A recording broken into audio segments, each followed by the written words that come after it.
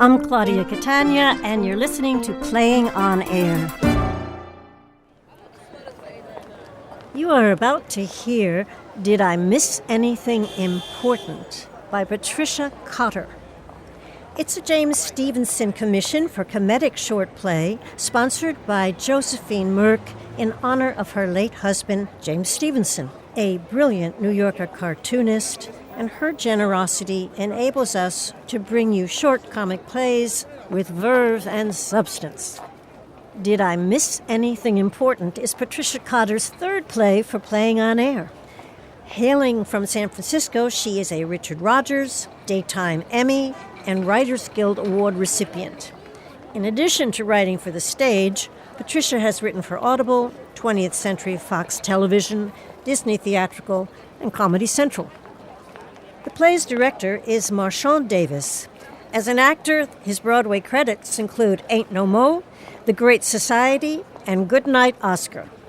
On film, you'll see him in Chris Morris's The Day Shall Come and Denzel Washington's A Journal for Jordan. As director, this is his third time helming a Playing on Air short.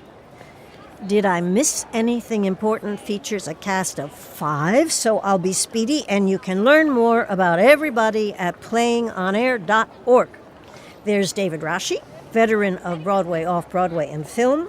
On TV, you'll see him in There's Maryanne Plunkett. Also esteemed and ubiquitous, she won a Tony Award nomination for her leading role in The Notebook. This is Zach Appelman's fourth play for Playing on Air. His New York theater credits include Troilus and Cressida at the Public, many regional and TV roles, and in film, Kill Your Darlings and Like Father. Lakisha May appeared on Broadway in Jaja's African Hair Braiding and in Skeleton Crew. Lesley Fray's credits include work at La Jolla Playhouse, Williamstown Theater Festival, and you can catch her on the new Amazon series, Étoile. And now, here's Did I Miss Anything Important by Patricia Cotter. Finally. Sorry, the trains are nuts. Well, trains are always nuts, yet amazingly, I was here on time. Give me a break, Brian. I'm gonna text Dad. I'm sure they're on their way, and you should text Mom. Dad never checks texts. You'd be better off emailing him or paging him. How does he still have a pager? Who's his service provider? Beats me, but check out his belt. Just proudly clipped on there, fully representing the 90s. What's with your hair? I colored it. Yeah, but you colored it a weird color. It's pink. That's like a normal color. It's in nature. Can I have some? Sure. Oh. Susanna, that's disgusting. You spit in my cup. Does this have caffeine in it? It's coffee. Of course it does. Why couldn't we just do this with a call? In the middle of the day is pretty inconvenient. Brian, did it ever occur to you that something might be wrong? No, why would I think that? Because people do stuff like this when something is wrong. They gather. Mom just likes face-to-face since we can, and Dad does whatever she tells him to do. Or everybody has cancer. Why do you think they both got cancer at the same time? That's not a thing. Oh, there they are. She's rushing over, clapping her little hands. Dad's all red in the face. See? Nobody's dying, Susanna. Everybody's dying, Brian. Just maybe not today. Yay! Yay, yay, yay! Hello, cuties! It's enough. Mom, you lost weight? Oh, yeah, I wish. No, I don't wish that. That's the old me. No, I have not lost weight, and even if I had, I wouldn't feel better about myself. Oh, just yum, yum, yum. I'll never get enough of that. Look at you, too. What's going on, Mom? Well, let me grab your dad. We can dive in. Oh, what a glorious, glorious day. Dawn, here we are. Found him. Yep. Oh, this place is charming. What an adorably quaint cafe. It's just still a Pain Quotidien. Well, rustic shared tables. I love it. It's a major chain. They have them in airports. J'adore. I feel like I'm in Paris. They are literally littering every corner of New York City. I don't know how you could have avoided one. Hi, kids. Hi, Dad. I don't have much time. Yeah, so. sorry I'm late, but as the T-shirt says, I didn't feel like coming. Why? What are you... Well, welcome. Oh. Can I get us all started with the beverage? Yeah, more coffee, please. And FYI, we're probably just going to have beverages. Yeah, coffee, please. Decaf tea. Really, any. Hi, hello. How are you? And what is your name? Jessie. Hi, hello, Jessie. I'm Charlotte. I'd love a 2% latte with 2.5 stevia. Got it. No, you know what? Just bring the stevia. I'll do the math. And, Thank you for your service. Mom, Sure. Not all heroes wear capes. Am I right? That's probably very true. Be right back with the... Yeah, where would we be without... thank you. Mom, could you please stop doing that? What, stop thanking my wait person? Why would I stop that?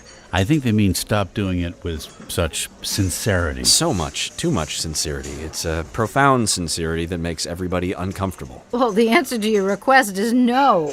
Why would I? Mom, you basically just namaste'd all over our server. It's good to be nice, but I think what Brian means is just that the whole bowing bit might be a bridge too far. Well, if there is one thing that this past 3 years has taught me... Okay, but it's just FYI, I have to be back in the office in 20. So do I, Brian. I too work. My time is equally valuable. Part-time, no offense, at home. Offense taken. Sorry I don't work on commission. Duh, if you worked on commission, you'd have actual money. Your mom and I... Okay, here we go. Oh, thank you so much. No problem. Will there be anything else? No We're good. thanks.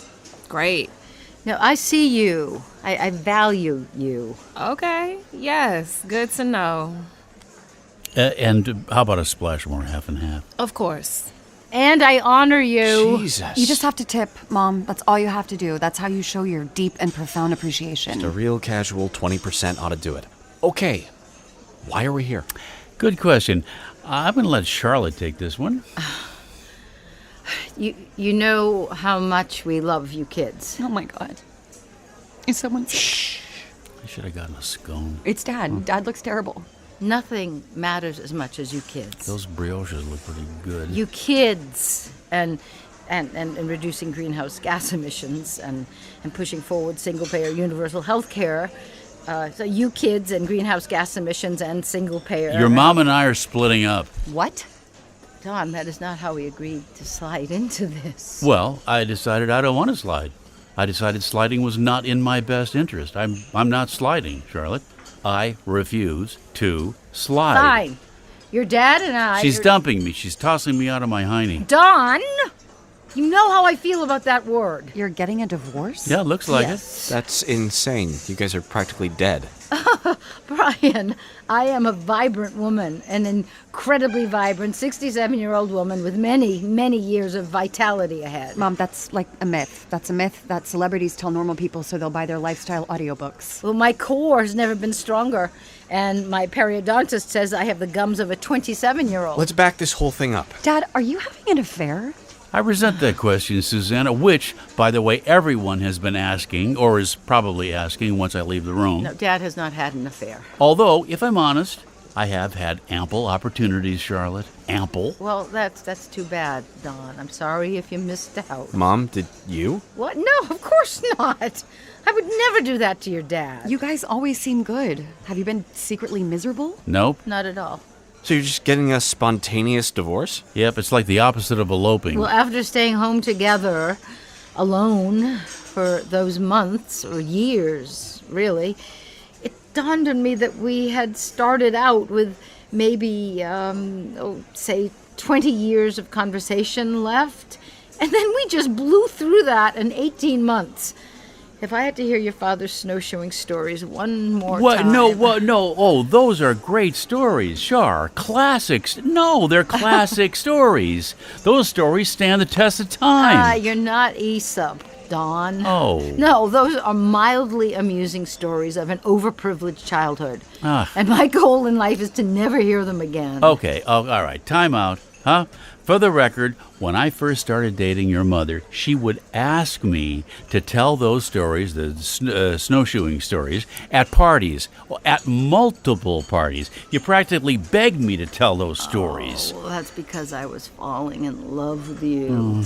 And I wanted to watch your mouth move. So, I could stare at your shiny head of hair and your overly muscled legs. Guys. I got those legs from snowshoeing, Charlotte, okay? Those legs came to you courtesy of snowshoeing. You both do remember that I'm getting married in a month and a half. Of course. Oh, do I need to write a check? No, you need to not be going through a divorce at my wedding. That would be super, super distracting, and I don't want that. Well, these things are never convenient. Are you kidding me? You've been together 30 years. You could have broken up any time during those 30 years. Any other time would have been more convenient, but you had to wait until the focus is on me.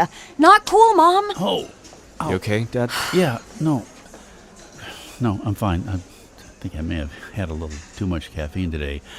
Now, let's just all focus on what your mom has to say so we can speed this whole thing up and we can all get on with our lives so I can potentially fall deeply and madly in love with someone who is not crazy. Dad, Mom's not crazy. Oh. Yeah, but she is incredibly annoying in choosing not to love Dad when Dad clearly still loves her. No, I don't.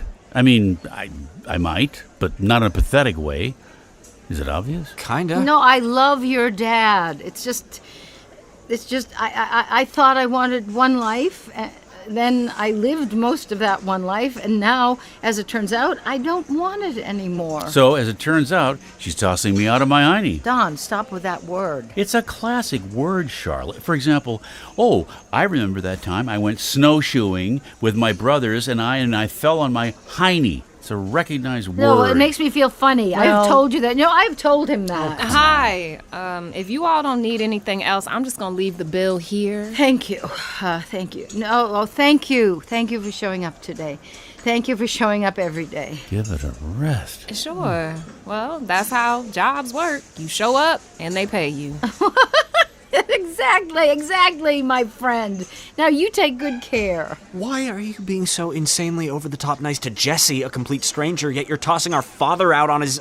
Say it, Brian. on his ass, Dad. I don't like that word either. Oh. Mom, something must have happened. Changed? Yes, I've had a paradigm shift. Yeah, that's your mother's new persona. She used to be the woman who would return 30% of her meals. Now, she seems to think she's Brene Brown. Okay, I forgive you for being snarky, Dawn. No, I forgive you because I know you're hurt. Mom, you've made it 30 years. You've won at marriage already. Couples don't get a divorce after a run like that. Oh, I have 4 words for you. Al and Tipper Gore. Okay, I didn't know that they broke up, but who cares? Why'd they break up? Maybe Tipper hated all the former vice president's stories because they were so boring. No, I am a vibrant 67-year-old. You're 68, Charlotte. What? No. Yeah, you are. You're 7 months older than I am, and I'm 67. Mom, you like comfort. You like routine. You don't want to be single. She already has a Tinder file. Well, I told you I'd set one up for you, too. You just have to pull the trigger and get me a halfway decent profile pic. Oh my god. Okay, somebody needs to be the adult here, and I guess it's gonna have to be me. You two are way too old to split up. I don't care how fantastical anybody's gums are. Susanna and I can't stop our own lives to take care of you. Good point, Brian. Well, you don't take care of us. At all. Traveling between 2 different residences? Figuring out your mounting doctor's appointments and multiple medications? Yeah, insurance isn't gonna cover all that. Yeah, are we supposed to pay those out of pocket? Exactly. We send the both of you money every month. I am talking about the future. We're still paying your student loans. Like he said, we're not talking about right now. Yeah, and bottom line, you cannot rely on your kids to put their lives on hold because you two don't want to grow old and die around the same time together. What are you people talking about? Neither of you have ever even shown up for dinner with a bottle of wine. Brian, if you picked up a dish, I think I'd pass out of the picture. Touche, Charlotte. Touche. Yeah, I know. I want to live. I want to live each and every day to its fullest. I want to suck the marrow out of life. I want to rage against the dying of the light. I want to spend each day in passion and hope and compassion and to dance like no one is watching. I have to be myself because everybody else is taken. Mom, please sit down. Did she recently make a trip to Bed Bath & Beyond and memorize all the pillows? I want to be the reason someone smiles today. If I got a scone, would anyone share it with me? Oh, see that? See? Oh, do I dare to eat a peach? No, that right there is why I have to leave my husband, why I have to potentially sleep with a woman, whether I want to or not, and why I've had to launch a podcast. Oh, God. Fine, but just know that the subject of Don is off limits, okay? Oh, you come off very nicely in the first episode. No, I'm serious. No, let me keep a patch of my dignity. No, don't huh? worry. I treat our transition with complete respect. Ask Bonnie. You had Aunt Bonnie on your podcast? Yes? And oh boy, does she know how to land a joke. Why would there be jokes in your divorce podcast? Well, it's not all about divorce, Dawn. That would be a little too on the nose. Everybody at the office already feels sorry for me. I can't have them all launching your podcast. Dad, only Mom would launch her podcast. Everyone at your office would just be listening to her podcast. Oh, brother, I already have 7 followers, guys. You're gonna like it. We could listen now from my phone. What's the name of it? I'm Charlotte. Welcome to Charlotte's Web. Life is juicier the second time around. Oh, Dad can't say Heine, but you get to say juicier? All right, Charlotte, okay, we did it, huh? Right?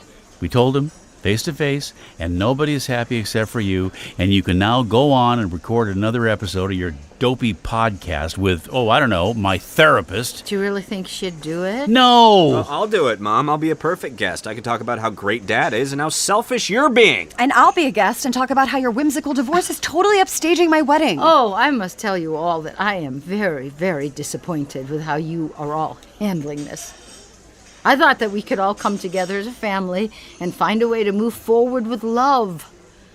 After all we've been through, after all the world has been through, is this really the best we can do? That's it. That is the problem right there. You have been putting us, you and me, under the most enormous pressure to live this life, this big life.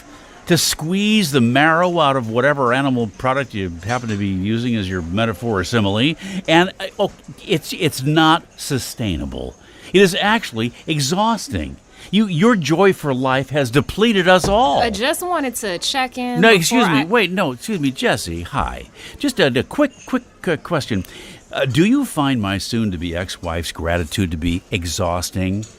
Be honest. Uh-huh. I mean, it's nice. Yeah. Up to a certain point. But then I do have other tables. And what if they all want a meaningful moment? It just takes up a lot of emotional real estate.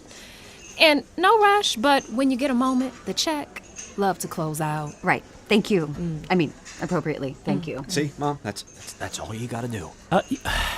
You know what I did after you went to bed last night, Charlotte? Well, I polished off that half bottle of rosé and Googled Chet Baker. And let me tell you, that poor guy's story had some twists and turns, and that was enough for me. Huh? That seemed like a fairly decent evening. I can't live on the decibel level you need. Or should I say, I don't want to. And if that's what you want, then go. Have at it. I am moving on with my life. There's just... Oh, man. Dad? Dawn? Whoa. Something is not right. I just... Oh my God. I think he's having a heart attack. Is there a doctor, Patricia? I'm calling 911 right now. Dawn! Brian, push the table back. Back off, everyone! Mom, maybe we should wait for the paramedics. No, there's no time for that. Clear! 1, and 2, and 3, and 4, and 5. Wow. Look at Charlotte go. She still remembers CPR from that time we volunteered for Susanna's brownie overnight trip. She's working so hard to keep me alive. She hasn't spent any time on top of me with this kind of purpose and passion in quite a while. It's nice. Only, I don't think I want to be alive anymore. I liked our old life. I did get a little bit boring. So did she. But not as boring as me. Hey, what, dude? My life is kind of flashing before my eyes.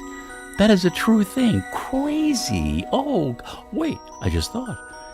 I can't wait to tell Charlotte that your life actually does do that, but we're divorcing, and plus, more importantly, I'll be dead. Oh, look, there I am with my brothers, snowshoeing near Mount Monadnock. But listen up, Charlotte. I'm going to bore you one more time because it's a different tale I'm going to tell this time. My last time. Oh, and 26, 10:27. It's not working, Mom. Try something else. Oh, no, wake up, Dawn. I am not done with you yet. I'm gonna throw water on him. Susanna! He's not hysterical. The guy had a heart attack. Sorry, Dad. And I had what I had always considered my one and only epiphany. It was the weekend after the Monday we met. I said out loud to no one, I'm going to marry Charlotte. You were in my Western Civilization class. You came in late, slipped into the seat in front of me, and you turned around and said, I'm Charlotte. Did I miss anything important? Boom! I fell in love with you then and there, and I knew that someday, somehow, you would love me back. Me, the third son, the least interesting. That you were the one who would love me forever. And you'd look at me at a party like it was the best one there. And then, when I asked you, you'd say yes. And it wouldn't be perfect, but most days it would be close enough. But now, it turns out I was wrong. The stories were dull, and the best story about you, I never told you. I liked having a secret from you that was about you. That was dumb. I love Brian, but boy, does he bug me. Susanna's my favorite. They're both kind of adult babies. Oh well. You know, why fight to come back to this sad, sad last act?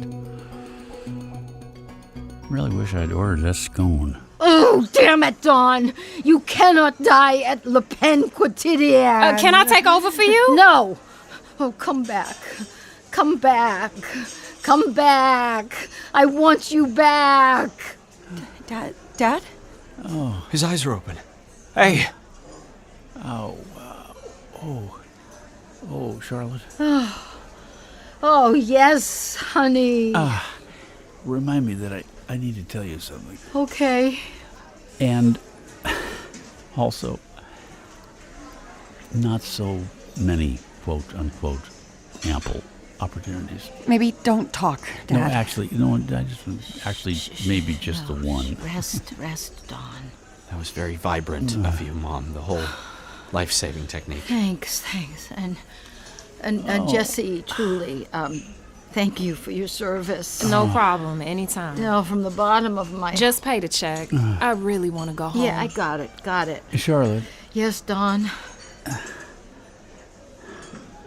when I was dead,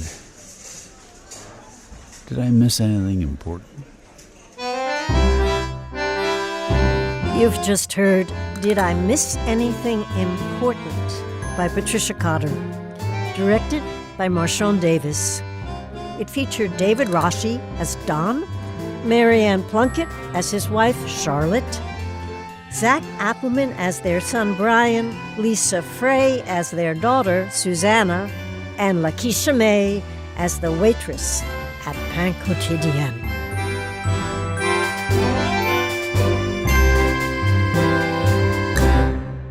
I'm Marchánt Davis. I've directed this. I'm Maryanne Plunkett. I play Charlotte. David Rasche and I play Don. Lakisha May and I play Jessie. Lesley Fray and I play Susanna. Zach Appelman and I play Brian. Patricia Cotter, and I'm the playwright. Thanks, everybody. Let's talk about the character Charlotte. Patricia Cotter, playwright. Can you remember when, how, why you created her? Yes. I think the only answer I have, though, is the why. Because I like people that aren't embarrassed about showing big emotion or aren't ashamed to be larger than life or experience or want joy. So I thought that would be fun, even though they're kind of sometimes easy to make fun of or want to kind of calm them down or shut them up. It's like, I admire that quality. Lakisha May, how do you see Charlotte from your character, Jesse's point of view? Is your view of her any different from your character's? My view of her personally as Lakisha is that I also value her wanting to like change her life at 68, 67, however old she thinks she is. I admire that, and I value that. I think Jessie, the character I play, is trying to go home, and she's getting in the way of that. And I wish she would not be so kind in her way, but you know. Yeah, that came through. Zach and Lesley, how do you see Patricia's portrayal of adult children? Accurate. It's funny, as I'm growing older, I'm finally seeing my parents as humans, and I don't know if they're at that stage yet, where it's like, you're supposed to be there for me. You're not allowed to evolve and have this human experience, you know, like that line that you say, you're practically dead. Like, what, a divorce? Like, your life is over. So I don't think they're at that, you know, stage of maturity yet to see their parents as humans, you know. Yeah, I think, I mean, and my parents are probably listening to this right now. So I would hope that I treat them with a bit more empathy and kindness than Brian does in the script. But I do think there's something very familiar about, even when you're an adult child, you still have this ability to get so instantaneously impatient and embarrassed by certain things that your parents might do, and you're transported right back to being 12. Mm-hmm. So I love you, Mom and Dad. You're perfect. The words, "Did I miss anything important?" is clearly of import, or Patricia wouldn't have entitled her play with them or woven her story around those words twice. What do those words say about the play, about the characters? Have any ideas, David, Maryanne? Well, it's such a simple thing, really, that the title, the one time in the classroom, and then the final line, but very strong. I mean, did I miss anything important? You know, it's like with the FOMO, you know, the fear of missing out. That I feel in a way that's what Charlotte is afflicted with right now. You know, you reach a point in your life and you go, here's the path I took, and even if it's a beautiful path, what would the other path have been? What did I miss out on? And maturity, I think, is when, you know, you finally go, what I have is what I have, and I'm living it fully, and I'm very fortunate to have what I have. But did I miss anything important? Yeah, maybe. But you would have missed this if you had gone that path, too. So I think it's beautiful in its simplicity and its consistency of how we are brought up to that. David? Well, I guess it's the moment of death that makes them ask the question. Right? Did I miss anything important? And I guess they all sort of did, right? Because they're sort of missing each other. Everybody's sort of missing each other, and maybe this moment will bring them together. And also, I think it's like, well, what's important? Sort of what you were saying, Maryanne. It's like, well, yeah, we all missed something, but the hope is that the next time they gather, they won't be trying to get away. You know what I mean? Where it's like, at least there's a moment, I think. Marchánt? I actually have a thought about that. I just realized as we're talking now that did I miss anything important? I'm thinking about what Susanna says of what happened, what changed. And when he wakes up, the dad, and says, did I miss anything important? It is very sweet. It is very touching. But I think about, like, what did he miss before this announcement of the divorce? Like, what was that important thing that was missing? It makes me think of one of my favorite movies, Crazy Stupid Love. And when Steve Carell rolls out of that car, at the time, I laugh every time I've seen it a million times. But it makes me think of that. It's like, you miss something. Like, we're just bored. And so something was missing. Yeah. In that relationship, something. Yeah, something along the way. You know, there's a story a friend of mine was telling me about when his wife was very angry at him after buying her a dozen roses for her birthday. And she just was like, she didn't talk to him. She didn't say anything for months. And it wasn't until they were like at a party, a friend's gathering, and another friend was there and was like, what are those roses doing here? It's like, I bought them for such and such birthday. It's like, oh, isn't she allergic? He didn't realize after 30 years of marriage he bought her roses and she was allergic to roses. So when you think about that, like, what did he miss along the way? A lot. What did Sounds he notice? like a lot. Yeah. Yeah. Right. And also, when he was having this out-of-life experience, he did miss what Charlotte did and expressed in terms of her care. So that was good. Marchánt, Maryanne, anyone, would you call this short play a love story? As much Or as not. A Doll's House is a love story, I guess. There are elements of love, and there's this family that's trying to stay together after this crazy life event, which is the 3 years that we all went through in 2020 to 2024 or to now. In love, in the sense of it's the love between mom to daughter to son to father to, the family love. Yeah, then I would think it's a love story.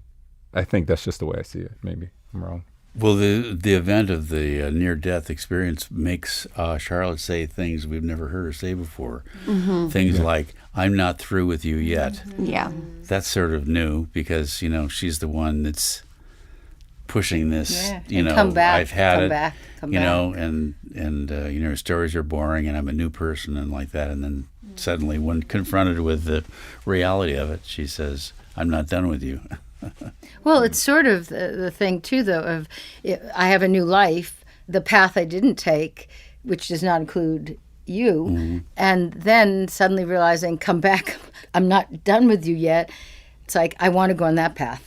You can't have all the paths, you have to be on one path. Or there are many people who spend their lives going from one path to another, to another, to another, to another, and they never have anything in their lives that sustains. They're always looking. Yeah. And just because you have found a life that sustains you and is open and grows and changes doesn't mean that you have a boring life. That it's no, I Well, and it I also love makes my life. also makes Don, calls back the phrase that made him fall in love with her.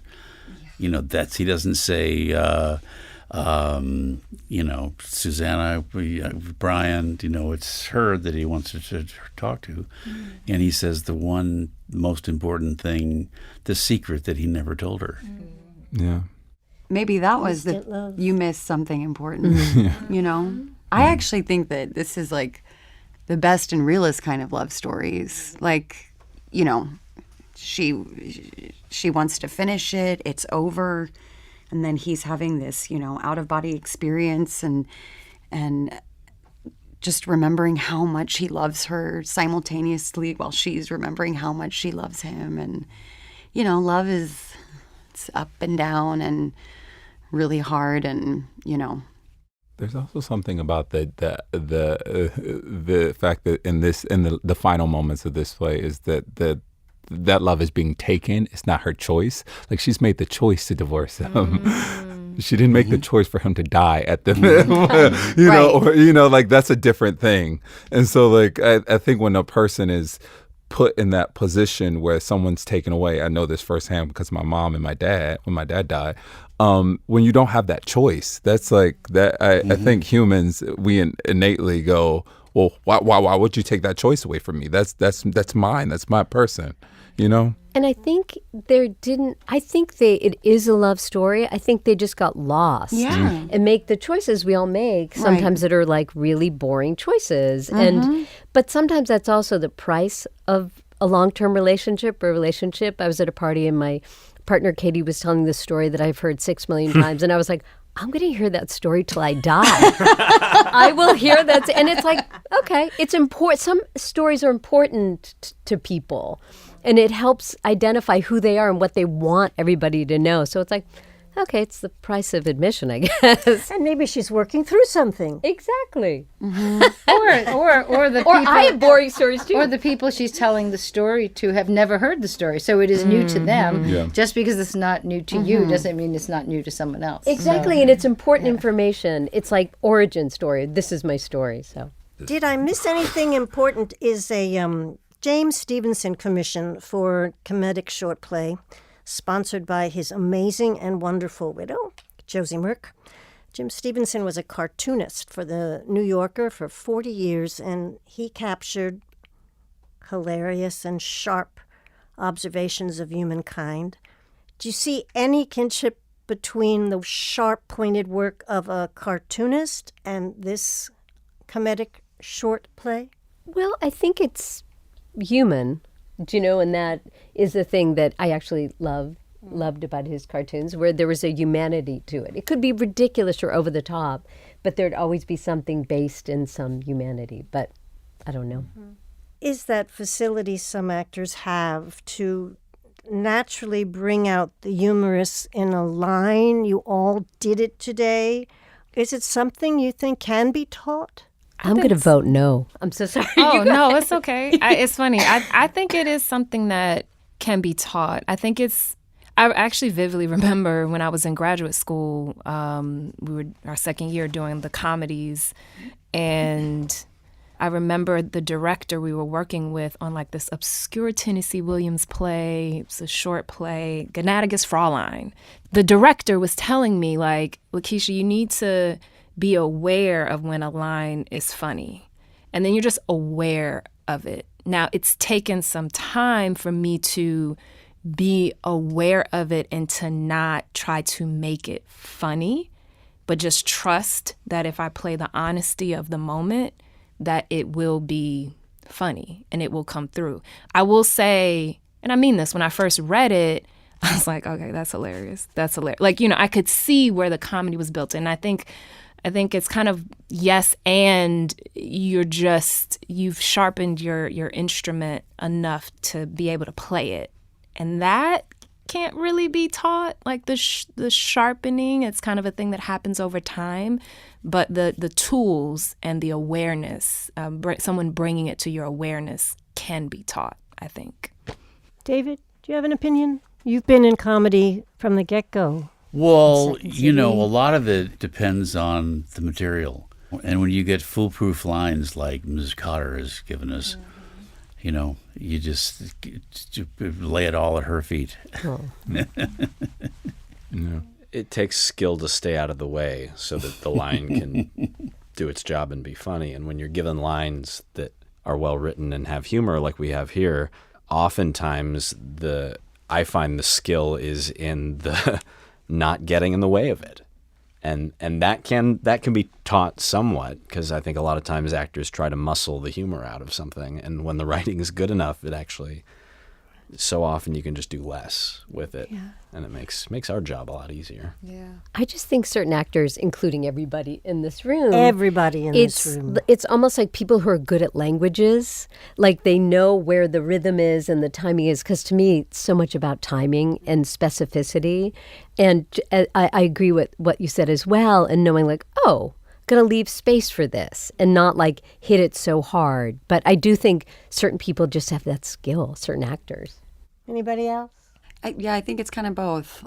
I think it can be learned, and then I do think people have an intuitive, rhythmic. Some people are just hilarious, no matter what they do. Yeah, it's just the vessel, Yeah.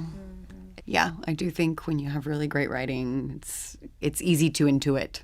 Thank you so much for being here. It's been a pleasure. Thank you. Thank you. Thank you all.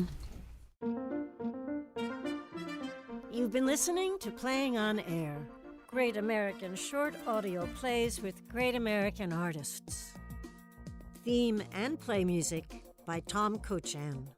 Recording, Ian Kagi. Audio editing and sound design, John Kilgore.